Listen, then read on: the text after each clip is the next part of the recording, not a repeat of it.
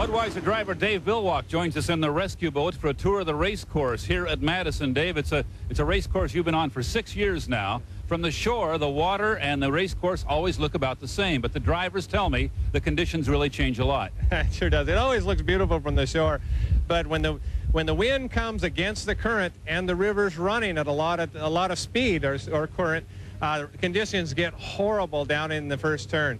We're going to go down there and take a look and have you take us on around the race course, okay? I'd be happy to do it. Well, here we are in Madison. It's a very different course than everything else we've been on this year. It's very long, almost a mile in each direction, and the tightest turns in the whole circuit that we're on. That coupled with some conditions make it very, very difficult. Right here, right behind us is the start line. And because the straightaways are so long, we'll be at a very high rate of speed right here. We'll be running right here at this point at the start of a race about 185 to 190 miles an hour, and that's tremendous speed for the start of the race. Lane one's a tough place to be here. It's the roughest. The water curls the highest right there. Luckily, they've outlawed me from that lane in this race, so I'm real happy about that as we go into race day. So we're going to see how everybody else jockeys for position and what lane they choose, but this is where a lot of the race is going to happen, right here in the first turn in the rough water here on the Ohio River.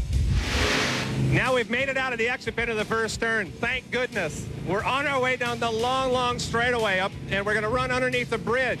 So it's going to be tough. The wind may be blowing into our face. It may be blowing at our tail, but whichever direction it is, there's going to be a lot of rip action coming off the sandbars that are just off to our right here. Going to make it tough, but again, another obstacle that you don't see from the shore. Right here was just about the place that Steve Reynolds crashed the 7-Eleven. There's a lot of roller action, as you can see, and that happens in a really bad place just at the time when we're going right underneath the bridge, and it's going to be tight here with 5 of my friends trying to get through here all at the same time. It's going to be a little more difficult. There's a lot of wind action, a little bit of Venturi action, some wave action off the pillars, all coming together at the same time. Another very different condition here in Madison. We've just made it by the apex of the tightest turn that we race on in our whole entire circuit in some of the roughest water. And if we're real lucky, we're going to be aimed right at that pillar behind me.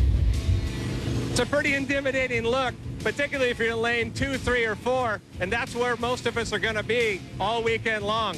It's huge, it's really solid, and you know it's not something you want to hit. Right here, we've made it around the 2 turns. We've made it by the bridge twice. Now we're looking for speed. Once again, to start all over again, we're trying to fly the boat as high as we possibly can and get as much speed as we can down this long, long straightaway. Finish up the lap. If we do everything perfect, we're going to get here and they're going to give us a checkered flag.